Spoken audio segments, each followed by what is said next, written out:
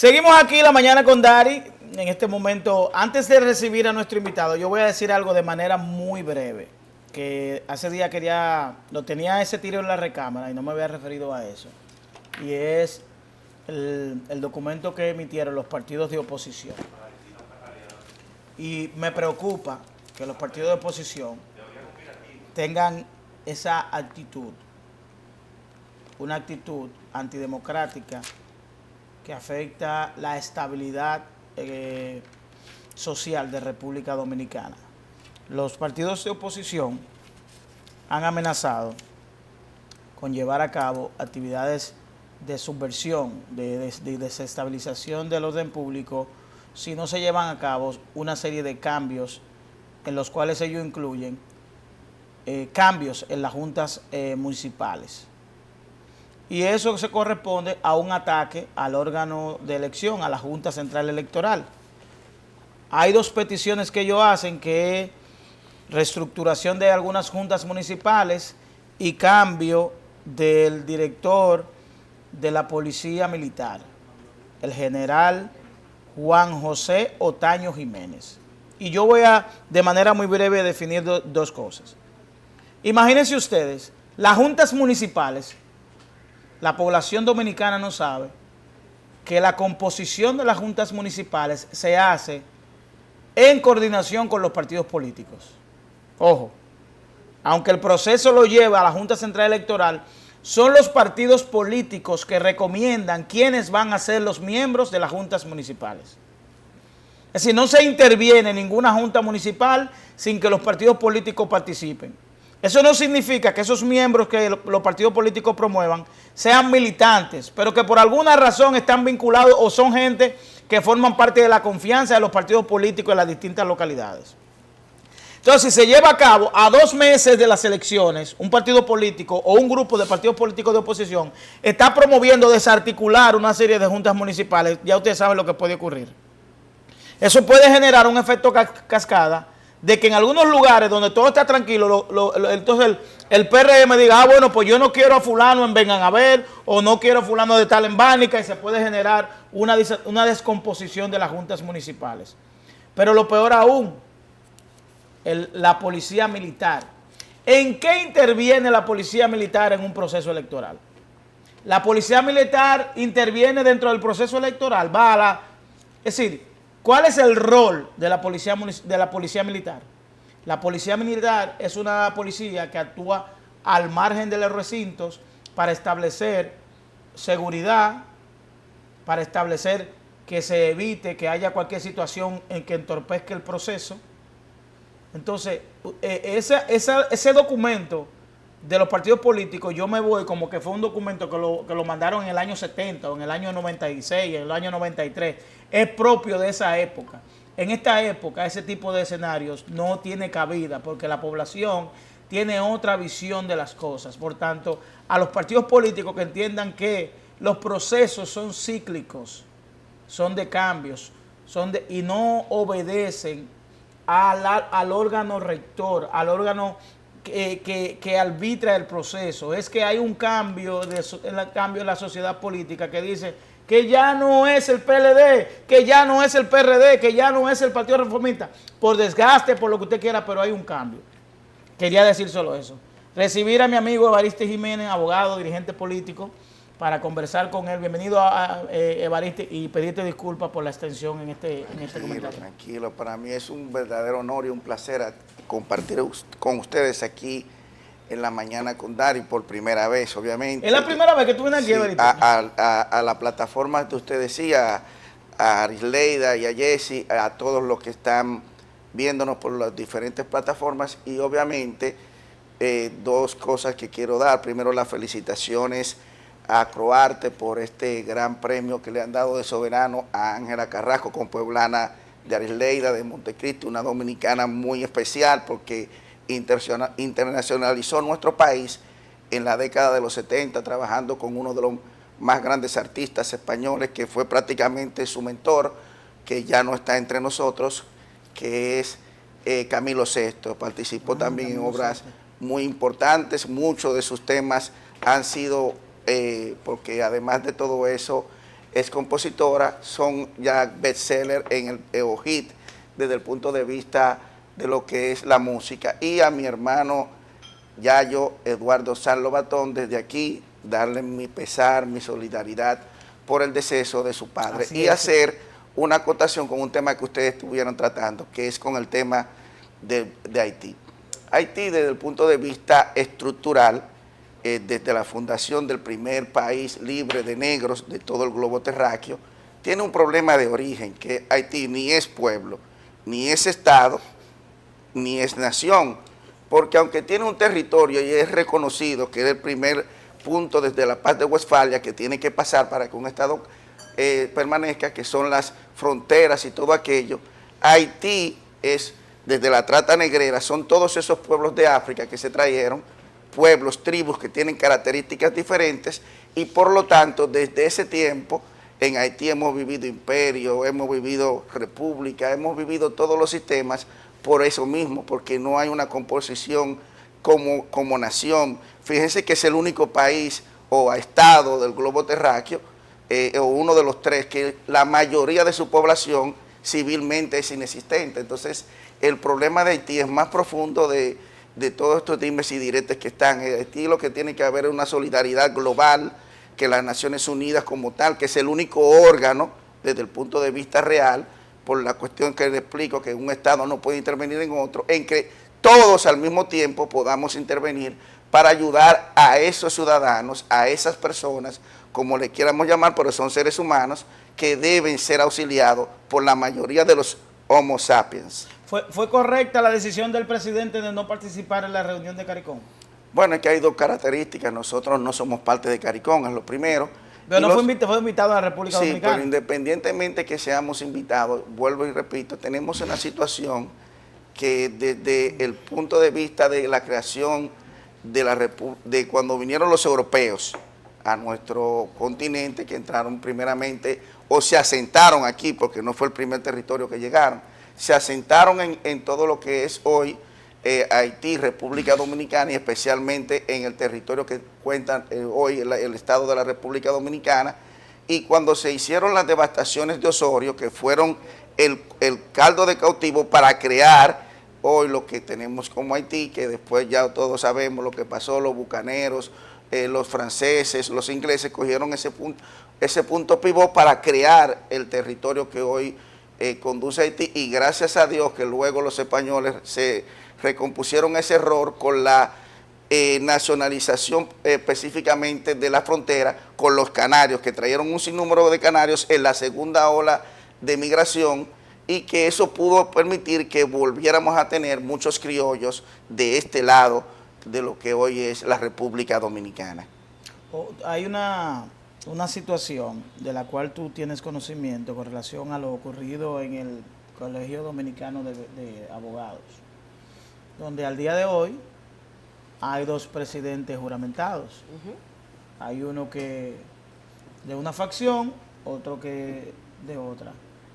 Al final, ¿en qué va a concluir? Porque si son abogados, se supone que el abogado funciona en calidad de aplicador o de devedor del ejercicio de la ley. Entonces, ¿quién va a mediar en un conflicto como este, donde cada uno de ellos tiene la ley en su mano, es decir, tiene la razón? Bueno, mira, una cosa es tener la razón, otra cosa es porque tú puedes tener la razón y yo no estar equivocado. Pero hay una situación muy elemental, y lamento, y en el caso nuestro, que somos miembros de la Junta Directiva actual, no asesor del colegio, sino... No, me refiero al proceso, no, porque sí, todavía no se sabe si esa... No se sabe, claro que se sabe, Dari, porque hay un elemento muy importante que tenemos que tomar en cuenta. Independientemente de que mucha gente quiera hablarte de que no, que los partidos no deben involucrarse, entonces, ¿quiénes se van a involucrar? Los extraterrestres, vamos a ir a Júpiter a buscar gente para que se vengan a involucrar. Es decir, desde que se creó en este continente, que fue que se creó el sistema presidencialista con el primer presidente que conoce el globo terráqueo, que es George Washington, ese sistema y el sistema de los partidos políticos que viene de Europa, eso es toda la construcción de la democracia representativa que tenemos hoy. no es la democracia que nació en Grecia, pero esa democracia que nació en Grecia es la que se ha desprendido, se ha desdoblado y se ha venido construyendo con todos los siglos que han pasado, con toda la creación de los Homo sapiens para llegar al sistema que tenemos. Si nosotros ahora... Eso está como profundo. No, si ahora nosotros vamos a crear todo lo que se nos venga en la cabeza de repente, violentando todas las normas, ahí vamos, pero aquí, vamos a llegar entonces pero aquí, Evaristo, al canibalismo. Sí, pero Evaristo, aquí lo que no hay, podemos llegar. Pero aquí lo que hay es un vacío jurídico. No hay ningún vacío jurídico. En términos de cuál es el órgano que debe conocer sobre ese conflicto. Porque, por ejemplo, aquí la primera vez que yo escucho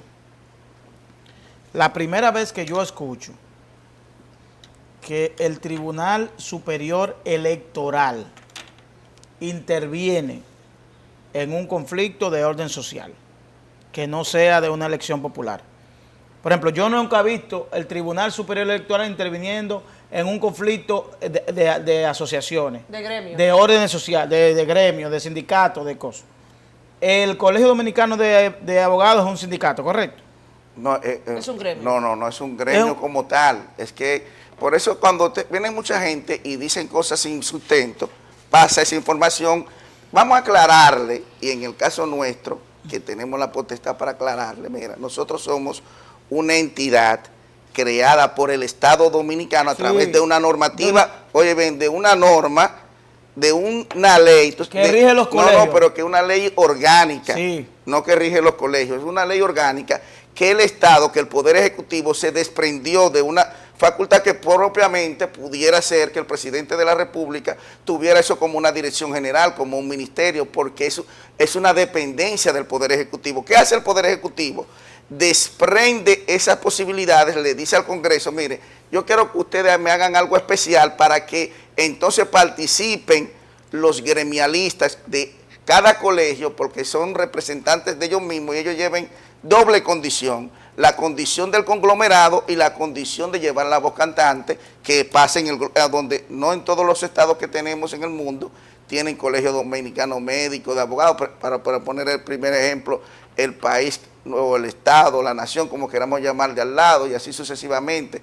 De los 194 estados, eso no es así, Daria. Ahora, ¿qué pasa? Eso se ha llevado a los tribunales, porque desde hace 8 años que ya pasamos, quien dirigía el Colegio de Abogados se dedicó a creer que el Colegio de Abogados era una entidad no colegiada, sino una entidad de una sola persona, que es el buen amigo Surún Hernández, es presidente del Colegio de Abogados, y que creó esta crisis y que lamentamos que un directivo anterior del colegio, como es el buen amigo Trajano Vidal Potentini, que sabe que todo lo que está haciendo al final de cuentas ya no tiene sustento, tiene tan poco sustento que tú dices que eso no tenía que ir al Tribunal Superior Electoral, pero es que el Tribunal Superior Electoral lo conocemos los dominicanos a partir de la Constitución del 2010. Eso no está desde que se fundó la República, porque aquí estamos en una discusión electoral del Colegio de Abogados, y entonces el Estado Dominicano va a hacer un tribunal único y exclusivamente para los partidos políticos cuando hay un tema electoral y que hay un reglamento, porque hay un reglamento que da esa posibilidad. Sí, pero el reglamento está sustentado en la ley. Por ejemplo, yo tengo aquí la ley que instruye el Tribunal Superior Electoral. Exacto. Artículo 13. Ajá. Instancia única. Así es. El Tribunal Superior Electoral tiene las siguientes atribuciones. Primero, conocer de los recursos de apelación a las decisiones adoptadas por la Junta Central Electoral, conforme a lo dispuesto por esta ley. 2, conocer de los conflictos internos que se produjeron en los partidos políticos, organizaciones políticas reconocidos, entre estos, sobre la base de apoderamiento por una o más partes involucradas. 3, conocer de las impugnaciones, recusaciones de los miembros de la Junta Central Electoral. 4, decidir respecto a los recursos de revisión contra propias decisiones cuando concurran las condiciones establecidas por el derecho común. 5, ordenar la celebración de nuevas elecciones cuando hubiese sido anulada. 6, conocer las rectificaciones de actas de Estado Civil. 7, conocer de los conflictos surgidos a raíz de la celebración de plebiscitos y referéndum. Ahí no hay nada que diga colegios ni... Entonces, mira, los reglamentos de las leyes tienen que estar estrictamente ceñidas a las leyes. Sí, pero que vuelvo y te repito, hermano, mira. ¿Cuál es el fundamento, es decir, el sustento el sustento propiamente dicho del Tribunal Superior Electoral, es decir, ¿en qué se basa ese tribunal? En asuntos electorales. Recuérdate que una cosa es, la Constitución da un mandato, ese mandato de la Constitución se va complementando con las leyes y las leyes con reglamentos.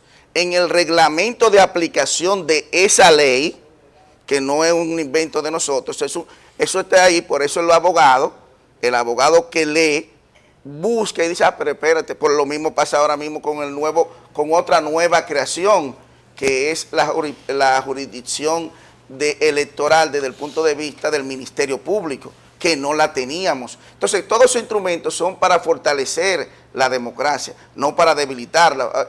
Oigan, ¿cuál argumento utilizan las personas que no tienen argumentos para discutir? Que si se va a Croarte, la Junta de Vecinos, no, y esas son instituciones.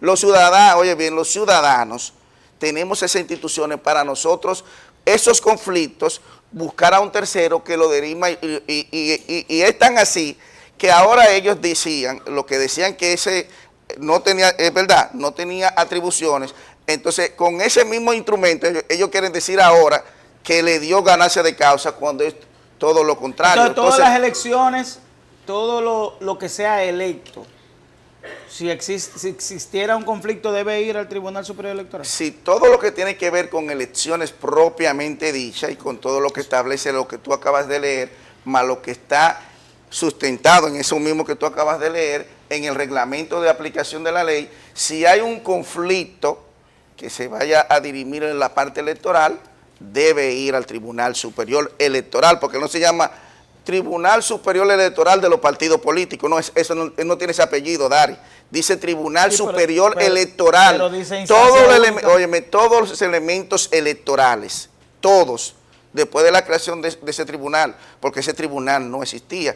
Como no existía, entonces se dirimían estos conflictos en otras instancias judiciales, porque no es que no se discutían en otras instancias judiciales, y ahora existe este instrumento y se está dirimiendo por eso. Ahora, vuelvo y te repito, confundir a la opinión pública, porque eso es lo que más hacemos los abogados. Sí, confundir. Los abogados son confundidores. Sí, te digo que eso es lo que hacemos los abogados, porque cuando tú quieres instrumentalizar tus argumentos y dirimirlos para que la opinión pública entienda que lo que tú piensas y lo que tú crees eso es, y cuando tú vas al tribunal, el tribunal te dice lo contrario, entonces, hermano, si llegó el tribunal y decidió una decisión como nosotros siempre la hemos acatado, cuando el tribunal le ha dado ganancia de causa a otras partes, en este y otros conflictos, nosotros, ¿qué hacemos? Acatamos la decisión, porque eso es lo que tiene que hacer la otra parte, siempre.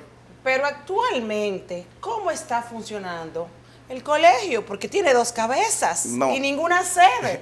¿Cómo están trabajando? ¿Están paradas el trabajo que ustedes hacen constantemente? ¿Qué están haciendo? ¿Quién dirige? Uno tiene un escritorio en un lado, otro tiene una oficina en otro lado. ¿Cómo está funcionando el colegio? Gracias por esa pregunta. Mira, Rileida, eso es uno de los grandes problemas que tenemos en este momento, porque el colegio como tal no venía funcionando de manera normal y ya en esta semana, a partir del sábado, ha iniciado ese proceso. Nosotros estuvimos recibiendo los pergaminos que nos acreditan como nuevas autoridades en el Colegio de Abogados, donde está la Isabel la Católica, y desde allí hemos iniciado un proceso. En el día de ayer el fiscal nacional estaba recibiendo de parte del fiscal nacional anterior todos los señalamientos con relación a cómo estaba funcionando la fiscalía del colegio en ese momento, y así lo vamos a hacer con otras instancias del colegio hasta que podamos ya tener la tranquilidad de que todos los servicios del Colegio de Abogados se les vuelvan a brindar de manera natural y normal, como manda la ley, a todos nuestros miembros, que es una de las cosas que precisamente nos hicieron asumir en esta situación, porque los servicios que los abogados demandan de nuevos carnets, de nuevo ingreso al colegio, de certificaciones, todo eso en este momento está parado. Pero ¿cómo está ese consenso? En este momento, ¿cómo está ese consenso para que se regularice todo lo que hace el Colegio de Abogados? No, Jenny, nosotros estamos asumiendo lo que demandó el Tribunal Superior Electoral y que lo que tiene que ver con nuestro Consejo del CAR, como la Junta Directiva anterior y lo que es, en este caso, como la Junta Central Electoral de nosotros, que tiene otro nombre, que en los abogados se llama Comisión Electoral. La Comisión Electoral no atendió el llamado del tribunal y lo que hizo el órgano que puso a esas personas, la reestructuró. Si el Consejo Nacional del CAR anterior, no el nuevo, el anterior, se reunió y mandó a que se... ¿Y lo destituyeron? No, y mandó a que reestructuró la Comisión Electoral con miembros de los que estaban anteriormente, hizo una reestructuración para darle mandato, para eso mismo, para que no se quede en un limbo jurídico, la decisión del Tribunal Superior Electoral, que una parte en la que está Trajano Vidal Potentini como cabeza, que decían que no, que ese tribunal, que ese reglamento, él es parte de haberlo hecho como profesional, que se le buscó para la consultoría de eso, y entonces él decía que no tenía, ¿verdad? Entonces ahora él, con esa misma que él decía que no tenía, se quiere atribuir una decisión que no le favorece. Una pregunta, vamos a hablar de política. Ayer Omar Fernández estaba en una entrevista y le preguntaron, obviamente, que si lo ocurrido en febrero impactaba la candidatura a senador.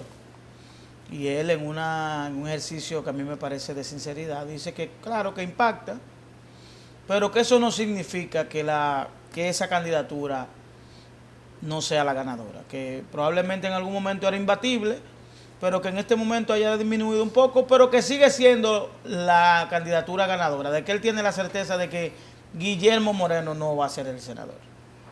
Bueno, miren, en el caso de mi buen amigo diputado al Congreso de la República, ¿amigo suyo? Claro, por la Fuerza del Pueblo y aliados, tiene una particularidad que ya nosotros en nuestro espacio de visión estructural que hemos hablado de ello. El problema de Omar no es la popularidad. Aquí nadie está discutiendo la popularidad de Omar. Pero en la política no solamente con popularidad que tú ganas, es con estructuras. Entonces le habíamos vaticinado que fue un error el tomar dos candidaturas que él quiso asumir al mismo tiempo, la de alcalde y la de senador. Sus asesores lamentablemente no decidieron por ninguna de las dos, en el sentido que aunque decidieron por ser senador, fíjense que en el debate Omar habla como si estuviera aspirando a alcalde, porque todas esas preguntas que le hace, un senador está para hacer leyes, para crear e impulsar políticas públicas pidiéndole al Estado que invierta en sus ciudades, no una cuestión de administrar, porque los diputados y los senadores no administran, sino fiscalizan, legislan y representan. Entonces, yo le decía, mira, no hay manera, oye, sí, la única posibilidad que tiene Omar Fernández de ganar en el Distrito Nacional es política, no electoral. ¿Por qué no es electoral? Porque no hay manera electoralmente que ninguna de las fuerzas puedan superar a los 22 partidos que apoyan al PRM. Imagínense que usted de 22 personas le den boletas, la misma persona que va a votar por el presidente le van a dar una boleta B. Entonces sería que esos 22 que están votando por el presidente que ellos quieran segreguen el voto ante otra candidatura. Por lo tanto, esa posibilidad solamente es política, no electoral, porque 22 es más que 8. ¿Entiendes? Entonces no hay posibilidad electoral, nunca la ha habido, y lo vimos ahora mismo en la municipal. Por eso le pasó eso a Domingo. Domingo, de sacar un 40%, en la anterior bajó un 38%. Y Carolina, de sacar un 57, subió casi un 61.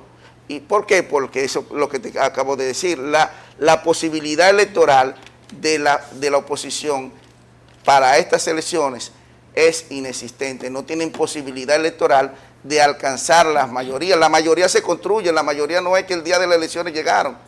Esa mayoría tienen un tiempo para construirse con un discurso, construirse con propuestas, construirse con un sinnúmero de herramientas que da la democracia, que en el día de hoy la oposición no ha podido construir. ¿Y cómo se logra electoralmente? Pasa que yo estoy fuera de forma, por eso la pregunta. ¿Cómo se logra electoralmente llevar a un candidato que no tiene esa simpatía? Es decir, Estamos hablando de que ciertamente en política no solo basta la simpatía, hay una serie de elementos que construyen una candidatura, que son el elemento electoral, es decir, el elemento electoral, la procura del voto, de convertir esa simpatía en voto, y el elemento de la estructura orgánica que soporte esa candidatura. Pudiéramos decir que Omar Fernández tiene los tres elementos, ¿verdad? Entonces, ¿cuál es el elemento que le falta al candidato del PRM y cómo lo sustituyen? Bueno, te lo voy a poner con dos ejemplos, mira, y te lo voy a poner uno con el siglo pasado y uno con este siglo. En el siglo pasado tuvimos unas elecciones en 1996, que se desprenden de las elecciones de 1990 y de 94, que Bosch ganó, pero que hubo una situación, después vino Peña y ganó, y no pudo cobrar, y entonces viene y surge el Partido de la Liberación Dominicana, de ser el partido mayoritario en el 1990, surge el candidato vicepresidencial de Bosch, que es Leonel Fernández. Cuando Leonel se enfrenta a Peña, viene la misma discusión que tenemos ahora. No estaba en discusión quién era el dirigente político más popular del país, y el dirigente político más popular del país no le pudo ganar a la estructura electoral política del gobierno, porque en el gobierno en ese momento había un 50-50. Entonces pasa lo mismo cuando viene Danilo Medina, que es un candidato que no tiene supuestamente popularidad, que no es una persona que te desprende con el discurso. No tiene carisma. Todo eso, ahora pasa lo mismo. Pero ¿qué sucede? Pasa lo mismo. ¿Qué pasó con Danilo? Danilo, sin el carisma necesario, logra electoralmente no ser hasta ahora el presidente que comparte la mayor cantidad de electores votados por él, con Juan Bosch, porque construyó, y la debilitación de la oposición hizo que él lograra eso. Entonces, ¿qué pasa con Guillermo Moreno? Tú pudieras decir ahora, Guillermo Moreno tiene discurso, tiene imagen, tiene en un segmento importante, el más importante del Distrito Nacional, tiene una cabida, un peso específico. Ajá. ¿Y qué lo ayuda más? Lo ayuda que tiene la estructura más importante y el partido más poderoso del país apoyándolo. Entonces, esos tres elementos lo hacen indiscutiblemente el ganador de estas elecciones. Evaristo, muchísimas gracias. Esperemos que, sobre todo el conflicto del Colegio Dominicano de Abogados, llegue a una conclusión, porque si el órgano que rige a una clase tan importante tiene ese tipo de situaciones, ¿qué va a ocurrir cuando un ciudadano requiera Estamos completamente una exigencia conforme al comportamiento de los abogados? No hay un árbitro que pueda conocer de eso. En los próximos días ya yo sé que las personas que están de nuestros colegas van a desistir llamen de esa situación. A Coso y hagan una distribución. Lo hemos llamado y lo seguimos llamando como siempre a la unidad. Hagan una distribución ahí de esa directiva que ustedes pueden. Gracias, Barite. Gracias, Condesa. Gracias, Jessy. Hasta mañana. A ustedes gracias por la atención. Nos vemos mañana. Azul, Elton Herrera.